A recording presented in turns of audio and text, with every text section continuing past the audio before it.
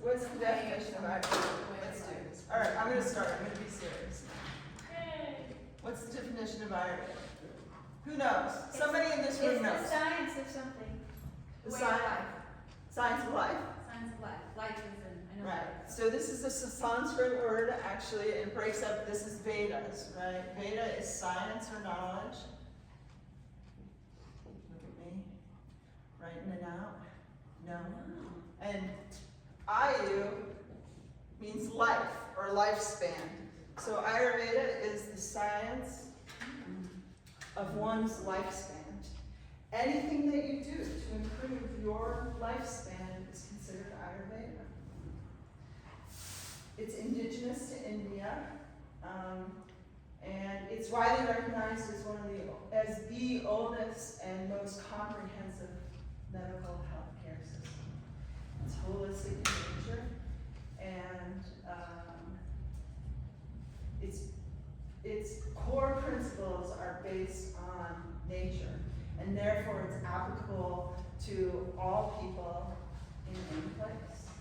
And those core principles don't change, right? They're knowledge that has been developed and shared through the years.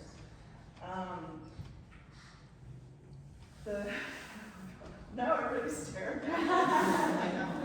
Slow down there, Michael. Picture us in our underwear. I've probably seen you in your underwear. Picture.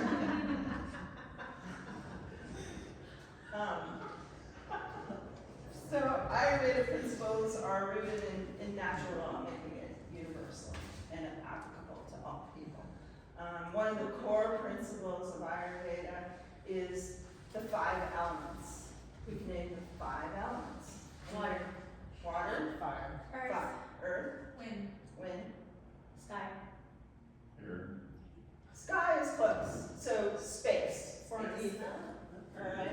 So the space or ether. Without space, nothing can exist. And all the other elements unfold out of space. So air, fire, water, and earth.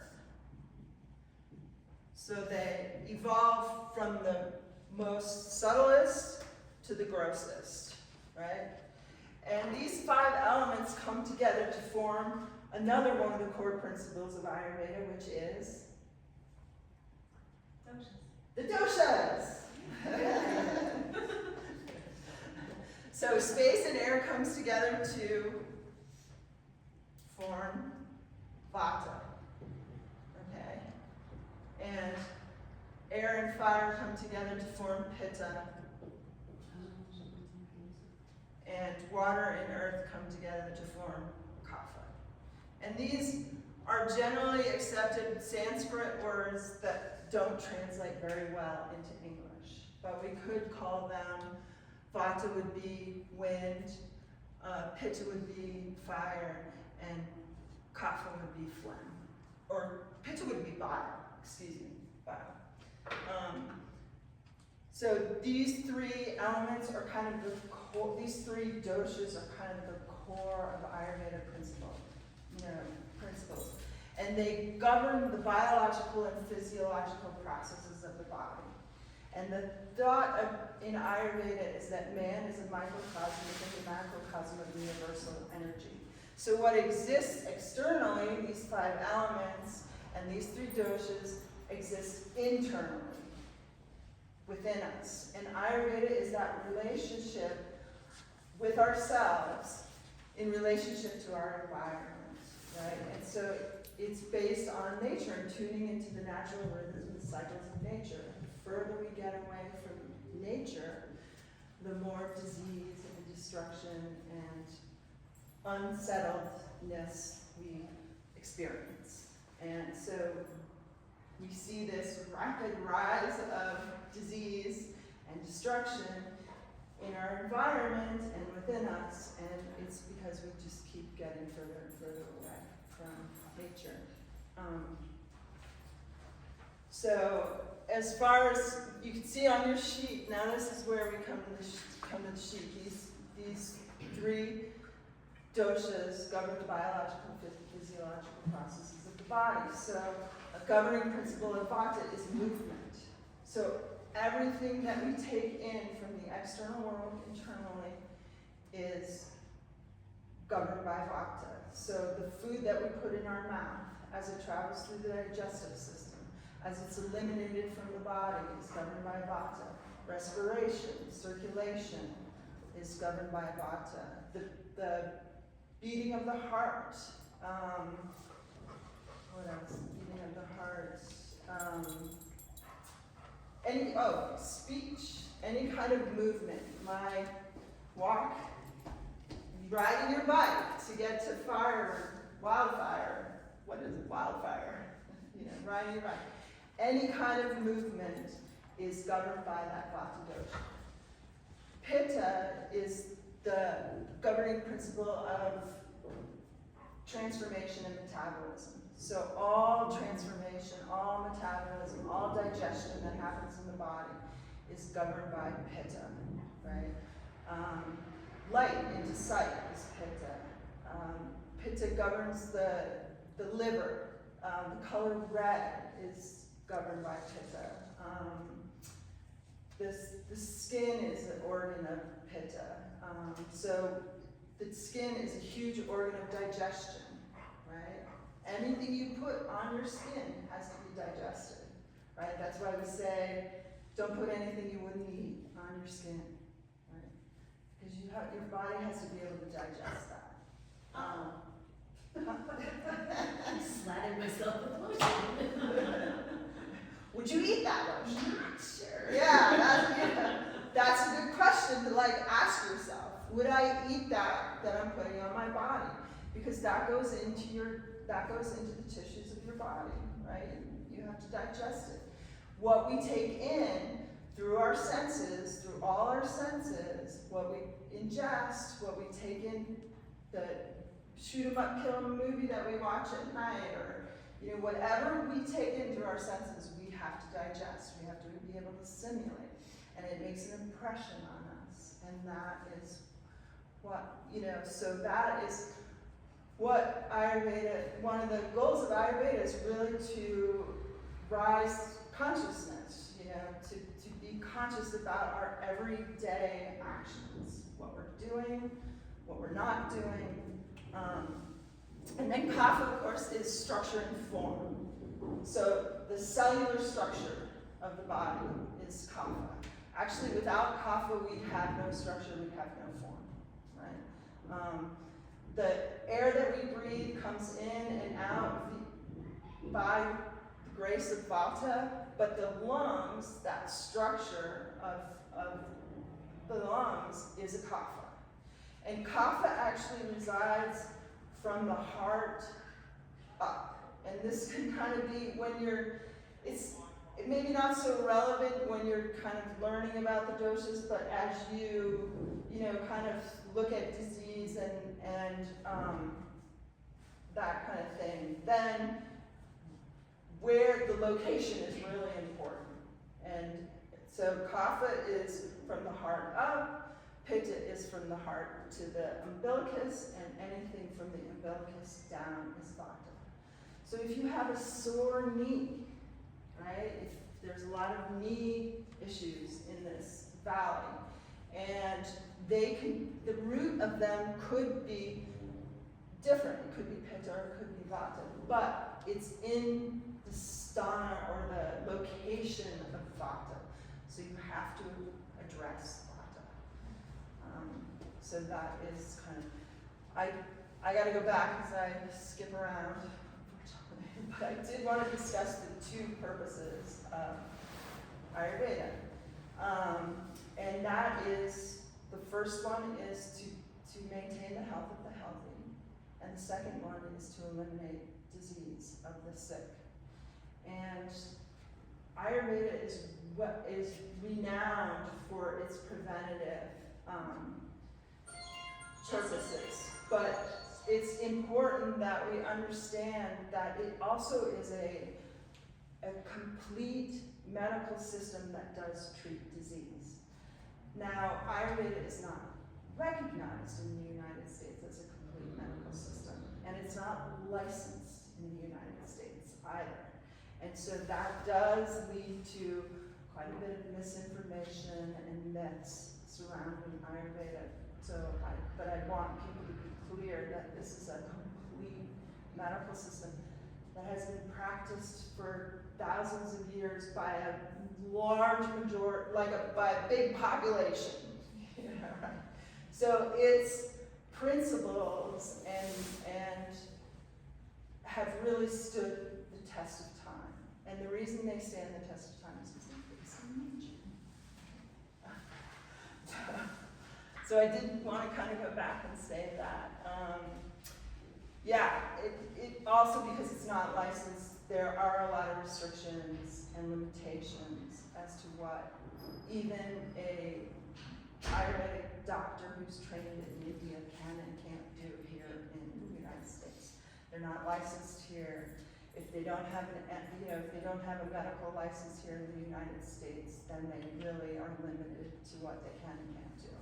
So it's important to know. But we have this whole preventative science that is magnificent and a real gem.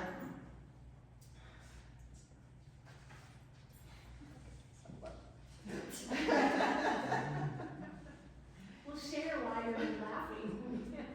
Well, if you've spent a lot of time with me on the trail, you would know that I just I know. think I'm funny. I am the only one at times. All right. Okay. So it's what's important to understand also about these doshas is that we know that they're all inherent within each one of us, and that they govern the biological and physiological processes of the body. When they are healthy, they support the body. When they are agitated, or what we call vitiated, either in an increased or decreased manner, then they are the start of the disease process, or they can promote the disease process. And so, what does that look like? What does that look like? All right. I'll tell you what that looks like. After we discuss the qualities, the gunas, right? Liz's new favorite word. What is it? What's your new favorite word? Unctuous. No, guna. Oh yeah, Guna is my favorite word. Unctuous. So the qualities describe the doshas, right? They define these doshas, right? So vata, if you look on your list, is vata's dry, it's light, it's cold, it's minute or subtle, right? Subtle energy, and it's mobile. Pitta is slightly unctuous, slightly oily, meaning it's not completely oily, but it's slightly oily. It's hot and it's sharp or penetrating, and that hot and sharp qualities are really differentiate Pitta from the other two doshas, right? If there's heat, there's Pitta, right? It's also light, so each of the doshas shares a quality, so they share light, and then it's some people call it fluid or flowing, but it's not mobile like vata, right? These two doshas are dormant. They only move because of vata. But say you tip over like a bottle of oil and you see it kind of spreads. So it has that fluidity to it, right? But it's not mobile. Does that make sense? Like maybe. All right. And then kapha, right? It shares the same quality with vata of cold, but everything else is opposite, right? It's heavy, it's slow, it's dense, right? It's cloudy, and moist, and oily, you know, so it has all these qualities that are opposite. So for instance, if someone is cold and their vata constitution, or they're experiencing you know, a vata type of cold, it comes on quickly and can dissipate quickly. Whereas a person who gets cold and they have more of that dense kind of constitution, it's a deeper cold. It's a slower rise or drop in temperature, and it'll take them longer to warm up, right? It's just that dense mass that is either heated or cooled, right? So also the doshas, as most people in the United States know, I like to go with the biological and physiological processes of the body, because to understand that these things are inherent in all of us and they have a function, whereas most people like to focus on their, what we call prakriti, which is their constitution. And so in Ayurveda, each person is their own unique composition of these 5 elements and these 3 doshas. And how that we get to that idea and that concept is we could have a similar body type, but our qualities are maybe slightly different. So a vata pitta type person might be kind of soft and sweet, and then, you know, maybe they're hard. You know? Welcome to the Leusch world. Welcome to the Leuschers. No, you know. So you see that. So you can have people who have almost nearly identical body types, but it's the nitty gritty of getting. And so I did print out those 20 qualities, and they're 10 opposing, you know, opposites. So hot, cold, heavy, light, unctuous, dry, slow, sharp, right? And they're on a continuum, and you can be in there. And these are inherent in all things. So, what I was saying earlier is, well, what does that mean? You know, how do we use these qualities? So, let's say I am dry, cold. I'm dry and cold, and I'm feeling kind of ungrounded. And it's the middle of winter. It's December or January in the beautiful Teton Valley, and guess what? It's dry and it's cold and the wind is howling, right? So how do I interact with that environment? How do I shift that feeling of cold and dry and feeling ungrounded? I can either go by the principle of like increases like, and I can eat a granola bar and go hike glory 3 times in the freezing cold, or I can use the opposite qualities to create some warmth and moisture or unctuousness and grounding, and I can stay home and stoke my fire and give myself a nice oil massage and eat a warm meal, sitting down and wait for the wind to dissipate, and then go ski glory. Right? So this is how we work with Ayurveda, and that's the thing. It's like being conscious of, how do I feel right now? What am I feeling? What do I need, you know, to nourish myself and to create health and well-being? So that is the pretty good example. Okay. Any questions? So you're saying basically So I'm that we basically, have to seek out the balance. So if we have certain qualities happening in us, yes. and then there's certain qualities in our environment, we don't want to match those qualities necessarily because that's going to put us out of balance. We want to counter those qualities to stay in balance. You want to counter which ones? The ones that are inside of you or the ones that are outside? Between me and the environment. So the environment is the one thing we can't change, Yeah. right? Well, of course, we could move away from Teton Valley. Some of us could. Some of us would never. But you know, we could change our environment. But optimally, what we do want to do is just we want to cultivate those qualities that we need, right? So, for instance, my hands are freezing right now, right? You know, so I'm gonna warm them up a little bit, right? You know, I'm gonna eat some warm, grounding foods. Does that answer what it? I'm not exactly sure what your question.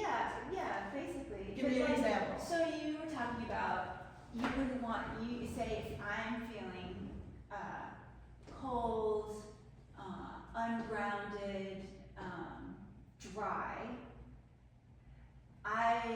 if I want to go hike 40, Right, it's probably not the best idea to go at the coldest time of the day. right. It's not a great idea to have a granola bar because a granola bar is Dry, light, So- and and it's not an actual meal. Yeah. So like if I wanted to do that thing, I would have to take a warm thermos or Yes, yes. and then when I get home I take a hot bath. Yes. Like do the thing Do the to, oil massage. to balance. But out. it is also recognizing that maybe that action isn't the most appropriate thing to do.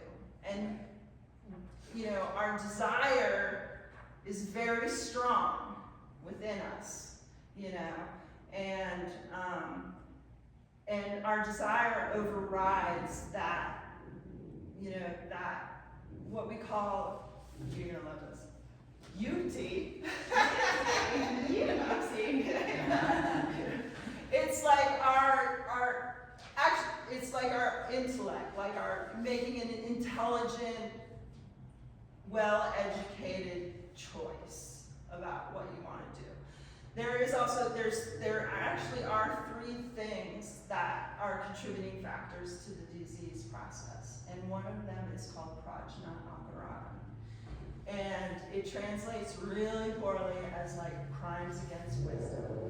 And this is a major, you know, a major contributing factor to the disease process. And what it means is that we instinctually know that thing that we should be doing to create health and wellness and well-being, but we decide not to do that. And we, believe me, I'm all over it. You know, I can easily justify why I should go on that 20-mile horseback ride, even though I know it's going to aggravate the piss out of my bottom, because mobility, you know, that excessive hiking, excessive riding, excessive driving in the horse, that excessive motion is going to increase bottom. How fluid is, I'm sorry, how fluid is the way each person is changing on a day-to-day? We're going to talk about that every day. You know, by the way, just not to depress you all, but that's why we're here. Start with The that. actual definition of dosha is that which goes out of balance, that which is at fault, right? So it's inherent, you know, and these doshas, right, you see on the list, right, they predominate during different seasons. They predominate during different times of day, right? So they're constantly, naturally getting a little bit aggravated. We call it a little increase, right? They're naturally getting increase. And we are making a choice whether we continue to increase, to continue with the increase by the actions that we were taking, or do we tune into that gentle increase and go for the balancing out, right? So they're always, it's a ebb and flow, constantly, up and down. Can I ask a question real quick? Of course you can. You can roll on my Maybe ball. I should wait till the end, but if this isn't, maybe you're gonna get to Go for They say how, oh, you're very Vata it. Pitta. Right. And you are this or you Right. are that, and it's Yeah. like, but honestly, it feels like those would change, don't those change throughout? So, Like maybe you're not always cold, maybe you're not always right, okay, feeling yeah. dry, or, so do your doshas, what did you just say dosha means? Like, what's, In fall, yeah. So, okay, so. so what's at fault with you is your dosha, but those change, right? Okay, Let's go. okay, All right, you ready? yeah. Okay. Deirdre's gonna love this, because this is Sanskrit. Okay. You have what's called prakriti. That's your innate nature. It's like your DNA, right? You're born, your innate nature, right? Your prakriti is decided at birth, or at conception, excuse me, at conception. And there's 6 factors that go into that. Your mother, your father, what your mother eats. There's factors that build you as a baby. And that's decided, that's like your DNA. It never changes, except for maybe in the last moments of life, right? There's what's called vikriti, and that's the state that you're at now, right? So that vikriti is what the state of the doshas are for you now, right? And that thing, that balance that everybody's always, going for, right, is when you're in tune with your prakriti, your nature. It's really hard to do, by the way. Just, not to be a defeatist or anything, but like I said, it's a constant, life is changing constantly. The doshas also predominate during different times of life. So you see kapha is more of the age of children, right? This is building time, right, of life, And little kids, right, the qualities of kapha, right, they're heavy, they're slimy, they got all that snot, right? Right. And then we get into the pitta time of life, right? And this is the time of life that we're making our living, we're making our mark in the world, we're doing our job, we're accumulating our wealth, right? Ayurveda is not opposed to accumulating wealth, right? And then we move into the vata time of life, and that's the end of life, right? There's a lot more of that air and ether element within us, right? And this is a time that we're done, building our wealth. Maybe we want to enjoy it a little bit, right? But then we're also moving towards the end of our life, So these 3 do dominate. They're everywhere, right? They're just all over the place. And I had a place I was going. Oh, because time of day. Somebody was asking about time of day. Any other questions? Are we clear? Are we confused? How can I help you, Liz? So you said these different doses. Okay, I'm Vata because I'm old. I mean, You're in that time of life. That's not, I wouldn't say that that's your constitutional makeup originally. But you are in your Vata time of life. So you have to pay more attention to Vata, and pacifying Vata. How do you pass Through, that? what our Do food that, just have- shut the door, lock it, draw all the shades, and don't move. That's really funny. Actually, that would probably aggravate Vata also. Vata is actually, and especially in our culture, in our, in modern life, this is the quest. I'll let you know when I figure it out. When you treat. Sorry. You know how you pacify Vata actually. Routine. Vata loves routine, right? And we're going to No, talk I about. Vata does. Vata constitution does not. The modern life does not like routine, but the body thrives on routine, right? Remember she said that last week, right? The body thrives on routine. Vata thrives on routine, and what it is that Vata is very creative. You see, one of the functions of it is enthusiasm, right? And so it's very energetic. It has a lot of energy. It's happy, it's when it's healthy. But it needs a container, right? It needs that routine for it to really shine.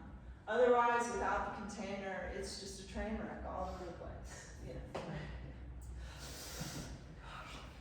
I hope nobody has ever seen this. If I was like a traditional Ayurvedic doctor, they'll be like, oh my God, what are they talking about in America? All right, so time of day. I think we've gotten to this point. I hope. Any other questions? So when you're treating people, are you sometimes treating their constitution, sometimes treating their... Well, I'm not a licensed medical professional, so I can't treat. But I can recommend,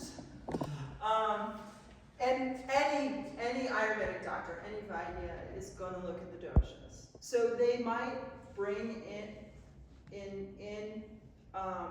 Western medicine and labs and things like that, but they're always going to start with the doshas and the Ayurveda. And then they might use the labs and things like that to see how far something has progressed or something like that. Do you prescribe? I can't prescribe. Okay. Can't treat, can't prescribe, can't diagnose. So how do you look at the dosha? I don't understand that. Well, we'd have a conversation about, what are you eating? What time are you getting it? What's your sleep like? Looking at the pillars of life, what's your sleep like? What's the issue that you're having? And then you walk it back. It's quite an intricate system, but there are definitely very clear causative factors that will aggravate the doshas. So, for instance, let's say, be something very simple. Okay, we always look at the digestive system. That's like the first place they start. It's like the cornerstone of health, right?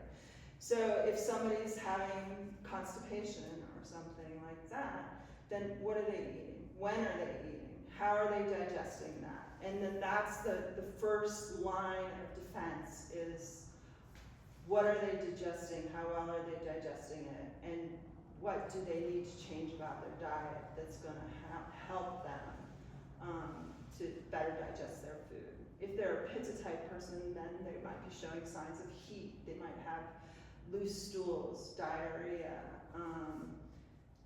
That would be kind of some of the first signs of pitta. Or yellow. Pitta gives color, so yellow or green stools like that. And then you look, well, what are they? Pittas are notorious for like eating chips and salsa, right? The hot, spicy salsa. They're pouring the. I love to throw Gary under the bus, so I'm kind of glad he's not here. Like when I first met Gary, like I opened up his cabinet and he had like 20 different kinds of hot sauce, right? Are you eating food or are you eating hot sauce? Right? And then that coffee person is just slow and sluggish. That coffee person is probably never going to walk across my door. But so you look at these qualities, right? Are they dry? Are they cold? Do they have a more slender build, right? Vata types have kind of long limbs generally, and they're lean. They have a hard time putting body weight on. A pitta type person, you always look for the heat, right? The person who loves winter, right? Who loves Teton Valley, really sad when summer rolls around, you know, for like the 2 months that we have summer. It's already too hot. Yeah, exactly, already too hot. All the kids are complaining, it's already too hot, right?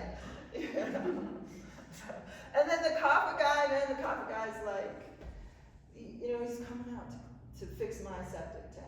You know, his form, you know, they're stouter, right? He's got these gigantic forearms, and you know, they're the workers, and happy and helpful, and you know, they have more of that. You know, they have more of kind of a dense muscle tone, whereas like a Vata type person is very flexible, right? They have a lot of cracking joints. They have a lot of poor joints, but the kapha type person is going to be more dense. They're going to be more strong. They're harder to motivate, right? But once you get them going, dang, they can go forever. You know? So, but we're going to talk about the times of day. Does that help? Yes, thanks. And then they have tendencies, you know, with their habits. You know, like a Vata type person is kind of scattered all over the place. You know, they're not very organized. You know, you go over to your neighbors to borrow a tool, and he's like, "Oh my God, it could be here, it could be there." Like they have no idea where it is. You know, and a Pitta type person, you go over to borrow a tool, and it's like right there. Very organized.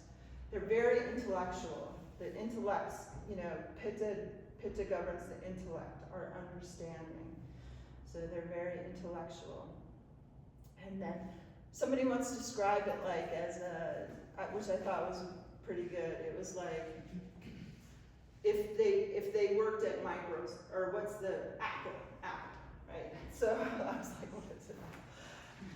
You know, the guy who invents the technology, right? Who has all the new ideas and the brainstorming, if it was a company, you know, would be the Vata type person.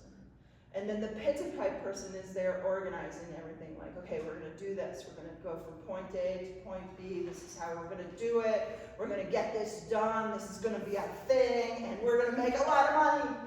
And then the Kapha person is the person who actually does it. They're the worker, right? So that I thought that's a really good description. Yeah. Okay, so how does this all pertain to you? What can you guys do to start to understand the doshas, right? What are you going to do? Like, she's throwing all this crap at me. I've never heard any of this stuff before. Like, what am I going to do? I give up.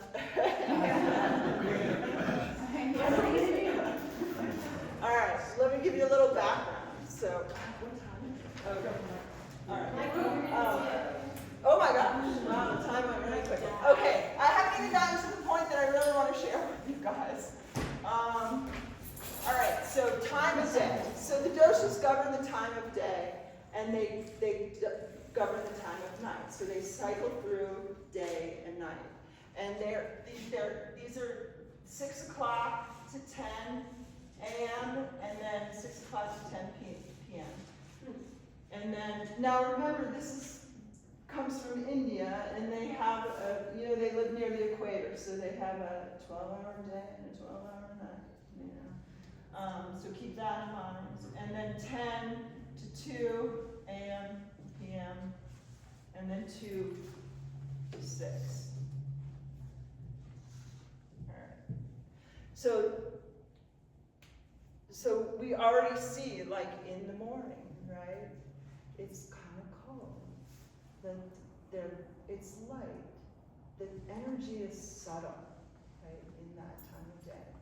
And then when we wake up 6 to 10, right, it's kind of heavier. Like, think of it this way. So, does everybody wake up before the sun around here? Pretty much, right? Well, So if you wake, these guys are 6 a.m. yeah, I know. So if you, let's say you wake up in the morning, right? It's really easy to get up out of bed, right? But let's say you wake up, but then you fall back to sleep, right? And all of a sudden, it's like 2 hours after sunrise. And then how hard is it to get up? Like, it's like dragging, you know, like dragging to get up. You kind of got, you need your coffee then. But anyway, so these govern these times of day.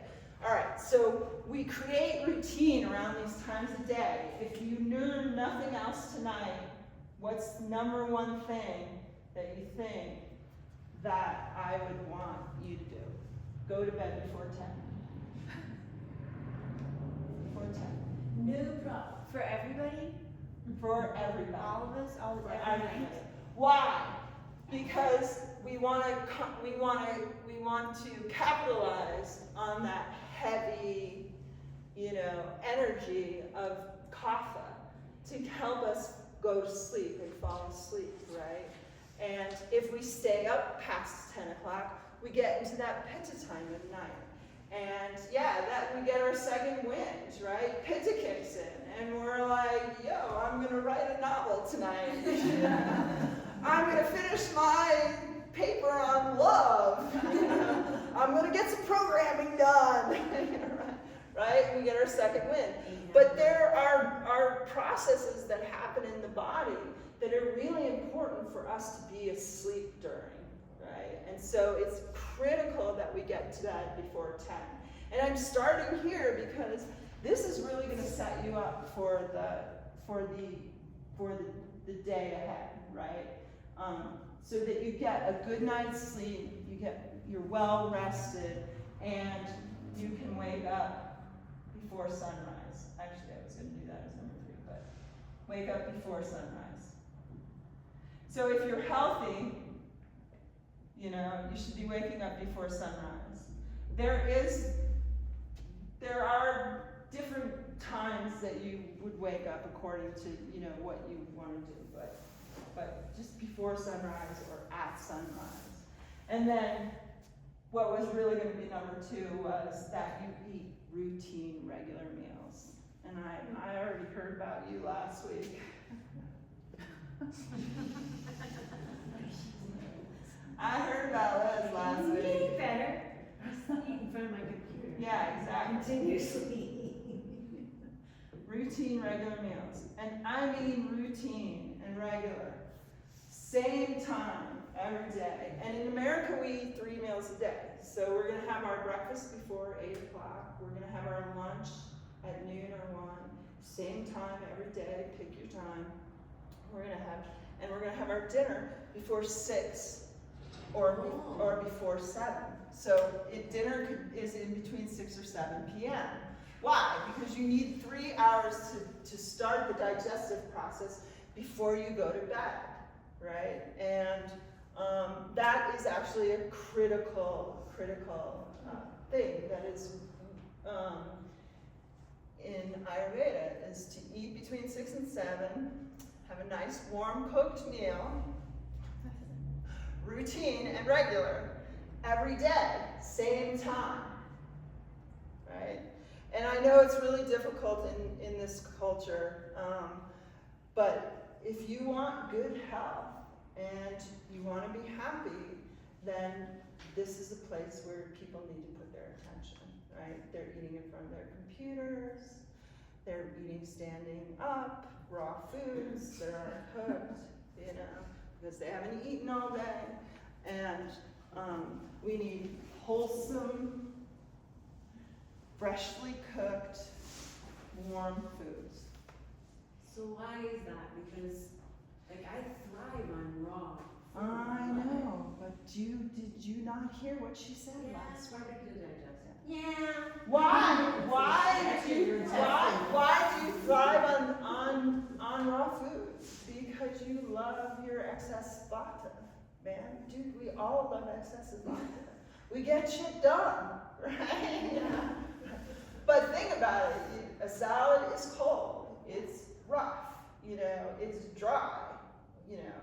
I mean, okay, you can pour gobs of, you know, stuff on it, but it still has those innate qualities, right? And that is going to increase, especially going into time of life, you know, that you're going into, and the place that you live. I don't know how people eat a salad in December. Like, I can't think of anything that I'd rather not eat. You know, right? You know, for a couple of weeks in the middle of the summer, yeah, man, have a salad, you know, because the truth is your digestion is actually weakened and dampened in the summer, you know, and so those cooling kind of foods might feel a little bit better, but you know, I'm like, if I can grow it, a salad, if I can grow lettuce, then I feel like I should be able to eat that, you know, but that's really the only condition, you know. If I can grow it outside. So, okay, so these are the main things. But we were going to talk a little bit more about, I had a whole thing, we got to move quick now because things are going quick. So earlier, so we're waking up between 2 and 6 p.m., right? And earlier I said, remember, Vata governs elimination of the waste. Great governs the elimination and movement of the waste out of the body. And so we're going to capitalize on that energy to get up in the morning, and the first thing we're going to do is kind of clear out the orifices and the doshas from the day before. So we put food into our mouth every day. We need to poop out food every day. Well, it's not food by the time it gets there, but we need to eliminate waste every day. So when you wake up before sunset rise, one of the first things that you're going to do is evacuate the bladder and the bowel, right? And then wash your hands. And wash your feet. I like to wash my feet, right? My feet take me where I need to go, so I really want to wash my feet. And then I'm going to go from head to toe, or from, you know, I'm going to clear my face. So I splash cold water on my face. I splash cold water on my eyes. I don't suck a little cold water into my nose, but if you can do that, man, you got some skills, and that's a great thing to do. And then you can put a little water in your mouth and wash it out, right? So we're washing out the orifices of the face, right? And these are places that the doshas accumulate. I personally like to use a little oil in my nose, right? It clears out, it's cleansing to my nose, and it also is nourishing and lubricating because it's so freaking dry here. You know? That I feel calmer and better if my nose is clear and clean. And so I can share that with you. And then I wash out my mouth. And we're encouraged in Ayurveda to say you should use the pungent, bitter, and astringent taste to brush your teeth. So we're not using the sweet taste, right? We're using this cleansing, these cleansing qualities of the pungent, bitter, or astringent taste. So in India, they actually use neem sticks. They kind of chew on a neem stick and they make a little brush, you know. But you can get a nice, tooth powder, or even like a cinnamon toothpaste, you know, that would be considered, you know, the pungent taste. Mostly what you want to steer away from is like the sugar-laden, you know, like, I don't even know what that stuff is. Bubblegum flavor. Yeah. So you clean out the orifices. Then scraping your tongue is very popular, and also doing, like, holding some oil in your mouth. So this is actually going to be dosha specific. So if you have a lot of phlegm, you know, gross, cloudy, mucousy phlegm, then obviously you're not going to put oil in your mouth. That's going to increase it, right? You're going to use something that's more astringent, that's going to clear out that. But if, you know, around here we have a lot of dryness, you can just put some oil in your mouth and you hold it. You don't even have to swish it. The oil pulling is very popular now. I'm sure everybody's heard of it. And they claim it's ancient Ayurveda, and yes, but no. It is, but it isn't. They use more of this just holding the oil in the mouth and then spitting it out. What kind of? Sesame oil. If you have nothing else. All right. So what if you are very phlegmy, then you just wash your mouth out with water, or? Yeah, or you can use a hot water, right rinse your mouth out with hot water would be the first option.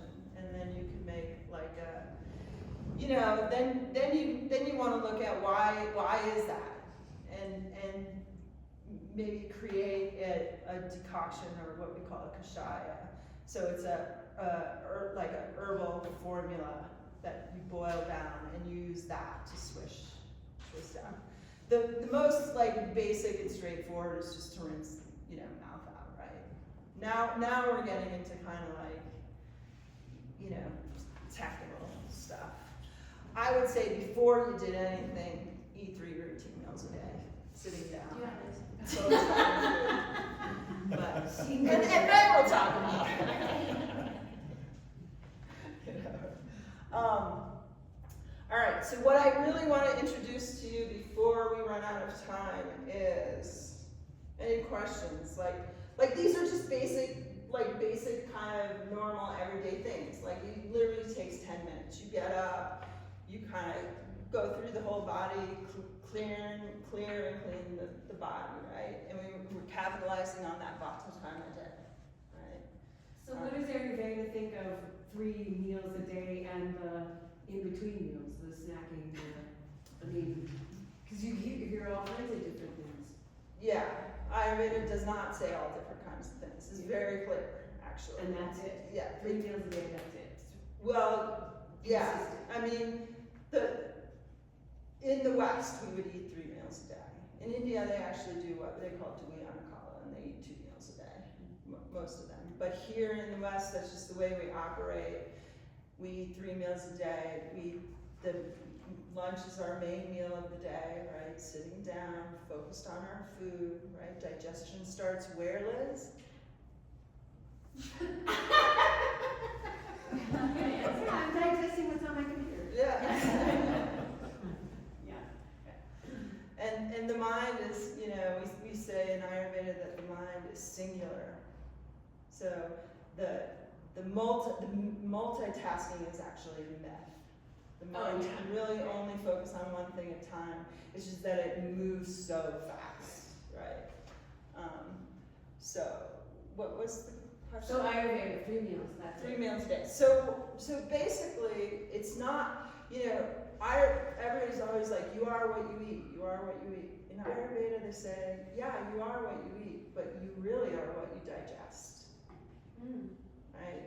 The food we eat becomes the tissues of the body through digestion and through the process of digestion. And you're either building healthy tissues or not healthy tissues. Right? So, and your digestion is a direct, you know, thing.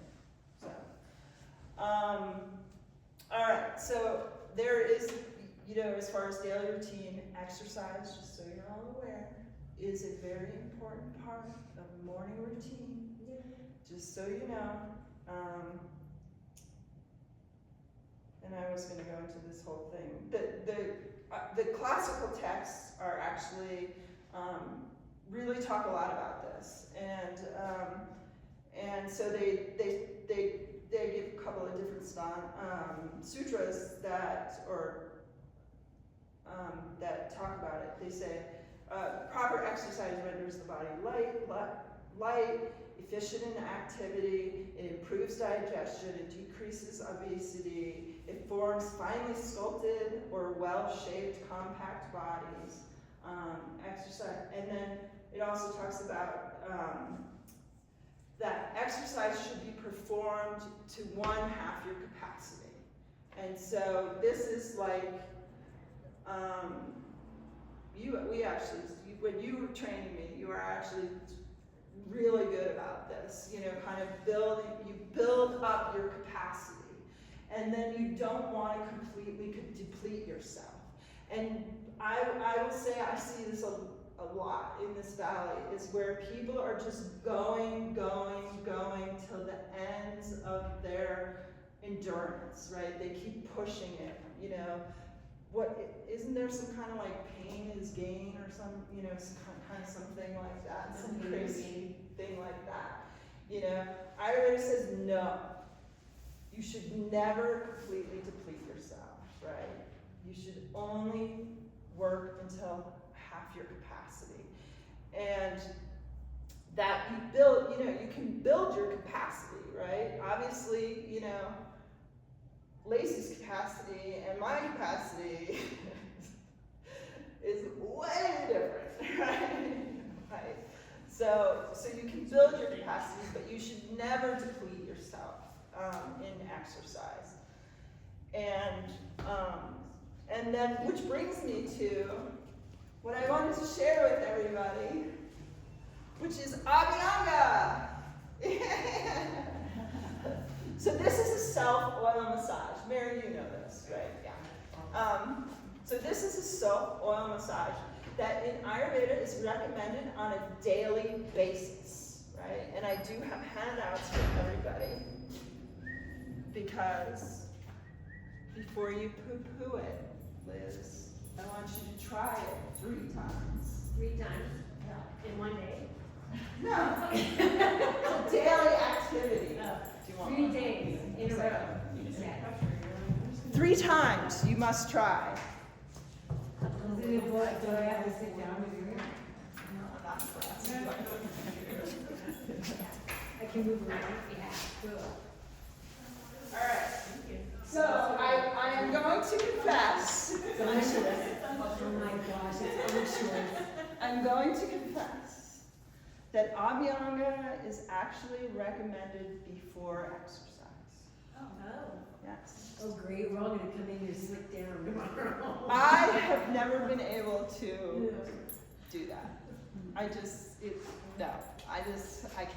So You know. I'll be out in the shower and then exercise? I either Abhyanga shower and then exercise, or depending on the day, or I exercise and then do Abhyanga and shower. Yeah. So, yeah. But it is recommended before exercise, which I keep telling myself I'm going to try it like one time. 3 times. 3 times. But we can see that, Abhyanga, it's nourishing to the skin, it improves complexion, it improves circulation, it's good for joint health and muscle health. I mean, if you're having issues with your joints, it could be, it definitely could be pitta, and then you have to take different kind of considerations. But I see a lot of joint issues that are from vata, overuse, abuse, they're dry, they're cracky, kind of things. And Abhyanga, doing this oil massage can be so beneficial for that. Do it every day. It improves. No, because I don't like to shower. You lazy. It promotes vigor. I mean, you guys can read the list. It does calm the nervous system, and it is very beneficial for sleep. So people who don't sleep through the night or have a hard time going to sleep, a lot of times that's due to vata. You can have this incident where you don't go to sleep and then pitta kicks in, but generally, if you're trying to go to sleep and you're having a hard time going to sleep, or you wake up in the night, that's usually vata. And so this Abhyanga can be really helpful for that kind of thing. Oh, 3 times before you snub it. Increases longevity. It's mostly pacifying to vata and pitta, harmonizes pitta. There are contraindications that you do not want to do Abhyanga with. Obviously, if you're sick, like if you have a cold, like your everyday cold, you don't want to do Abhyanga. And if you have indigestion.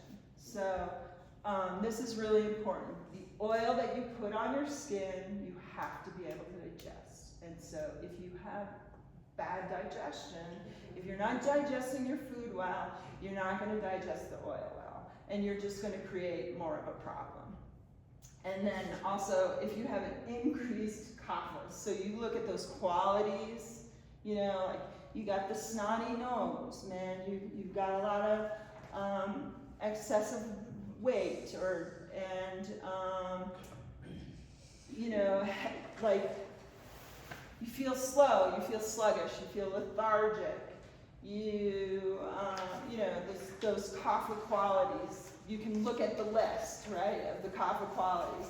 And if you feel like they're in excess, you know, because some of us have normal, healthy kapha, but if they're in excess, then you kind of want to be careful with the oil, because the oil can aggravate that and increase that, right?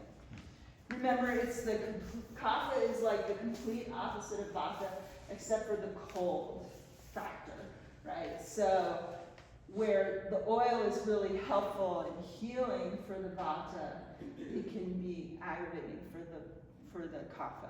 And then in that instance, then you would want to do, like, you see that people talk about that dry brushing, right? Dry brushing can be very beneficial in that. If you're a vata type and you're dry and rough and you do dry brushing, like, no, okay? You know, so you have to think about that. And then I did recommend, like, you know, if you have more of that vata body type, you could use sesame oil or almond oil. Sesame oil is revered in Ayurveda.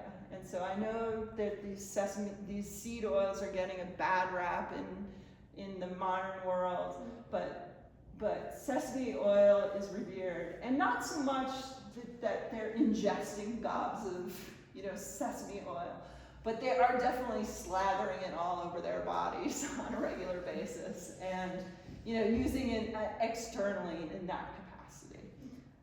And then pitta, if you really tend towards heat, then coconut oil would be appropriate. I would be careful with coconut oil in the winter around here, just because the pitta season is so, you know, small, you know. And a lot of people will have, you know, a secondary dosha of vata, right? And so you don't want to, you know, in treating and pacifying one of the doshas, right, you don't want to aggravate the other one.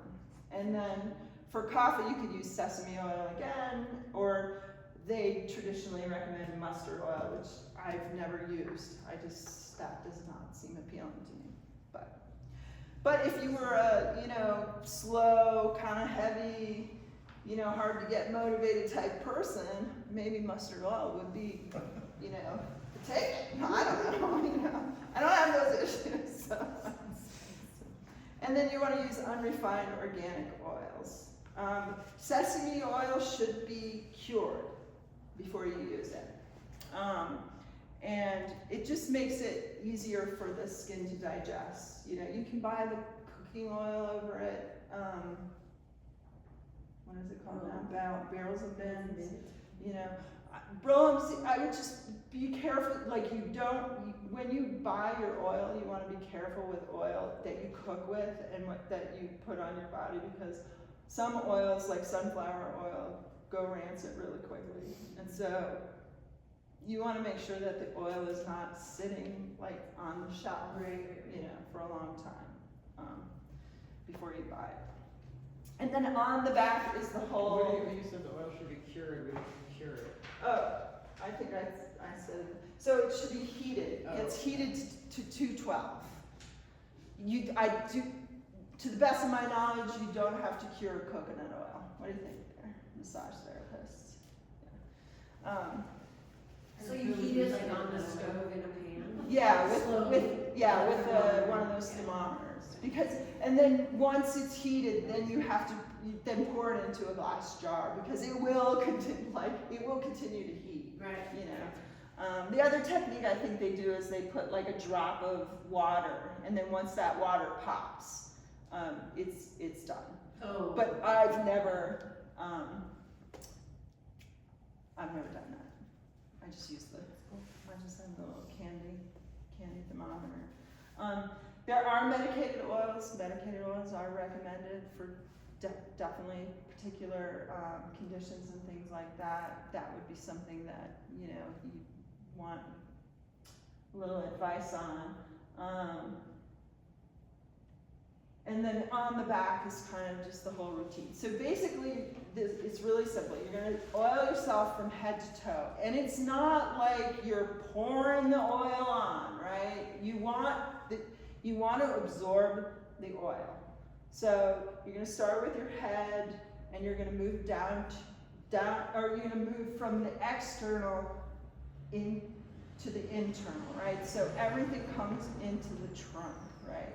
And you're going to do long strokes on the long bones and circular strokes on the joints, right, from head to toe. Your face, you can just, make it up or whatever. And you do it in your hair? Yeah. Like, yeah. Have you never noticed how greasy my hair is all freaking time? you don't touch it. I'm always like, do they know? It doesn't smell rancid, so that's good. Do they see?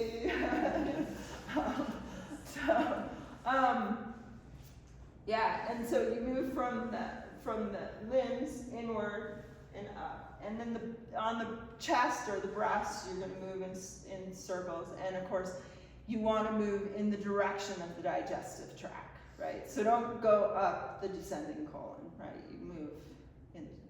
It's all up there on the thing. You oil yourself up. You want to take time. You want to have a nice time doing it, right? Take your time. Rub that oil in because Lacey has so much time. You want to spend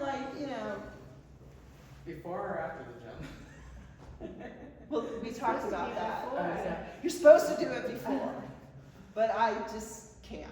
So I go home from the gym, I cool down, right? You don't want to apply it while you're sweaty. I cool down and then I put my oil on. And then so you're spending time, you want to rub it in. You want it to get into the deeper tissues of the body, right? Because it's really nourishing. And then you can take a bath or a warm shower. Ayurveda does not recommend putting hot water on your head, right? Ever? Like hot water. I'm not talking about like a nice temperature. I'm talking about overheating your brain, And traditionally what's used is like a dusting powder because you do want to take off the excess of oil, right? If you keep putting all this oil right on top, it's hard to digest. So you do, you want to kind of, I oil myself up. I have a bathrobe that's, disgusting and got kind of oily, and I walk around and do a few things, and I let that oil kind of soak in a little bit. And then you do want to wash the oil off within the hour. And traditionally they use a dusting powder. I try to just use what I need to rub in, and then a soap is perfectly fine. But it should be like not an all natural soap, but really an actual natural soap. You don't want it, like we said, you don't want to, put chemical, you don't want to use these soaps that have any product that you put onto your body, you want to be able to eat it, right? My mom washed my mouth out. Yeah, your mom probably washed your mouth out with something nasty, like Irish Spring. Probably. Yeah. So, this is really the thing that I wanted to share with everybody. Try it 3 times, before you decide you hate it, and then call me. And we'll talk about it. You don't do it every day. I don't do it every day. Like her, it's recommended to do every day. If I had the luxury of, oiling myself up every day, like I would. But I'm not going to spend, I don't have that kind of time every day. And I don't like to shower every day. And I definitely don't like to wash my hair every day. Right. So I don't put gobs of oil in my hair. You don't want gobs of oil sitting in your hair if you're, especially if you're like a really strong constitution. You can have all kinds of problems, you know, side effects from that. So, yeah, but I do it, I would say 3 or 4 times a day. A week. A week. I'm like, man, you are curious, just hanging around, oil yourself up all day. Yeah. Suzanne, how do baths affect the doshes? Like, Baths are great. Like a lot of times I take a bath instead because I don't want to wash my hair. You know, I don't want to wash my hair in the middle of winter. You know, go outside with, you know, wash my hair and then go outside. I mean, forget it. You know, and it was interesting because I study with like this group. So baths are great. If you're taking a regular, like super hot bath or like sitting in hot springs on a regular basis for long extended periods of time, it can be dehydrated, right? Water in excess can actually dehydrate, right? So, you know, but a nice, you know, I love a bath, for sure. And then I can use mine. It's a lot easier to put my little dusting powder on. Rinse it off. What is dusting powder? Yeah. It just depends on, their, well, they do, actually, they use ash in their eyes, medicated ash in their eyes. It just depends on your constitution. Like a typical dusting powder would be like chickpea flour, something like that. Oh. Oh, really? Yeah. Cause you can eat them, Cause you can, Oh, cause I can. but yeah. not talc, not baby I'm so powder. glad Gary's not here because I don't want him to know I'm putting chickpea flour and oil down the drain.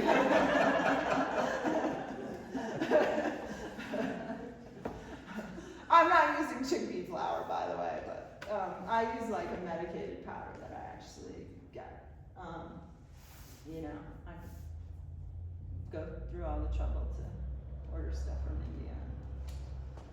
You can make stuff, but yeah, like you know, it's really just to absorb the excess oil, and so a soap is perfectly adequate, like a nice oatmeal soap, Michael. Those were chicken I'm ready to throw away all my Irish Spring. Throw away all your Irish Spring, please. I've never had such a nasty rash as when I used Irish Spring. Oh my gosh, yeah, it was nasty. But, so that's, you know, we're getting to the time. I think we're over it. I could keep talking, but eat your 3 routine meals a day. Finish up by 7, go to bed at 10, get up, clear out, clean up, come get whipped by Powder out. Any questions? Anything? Does it make sense? Does it not make sense? I know it's tough.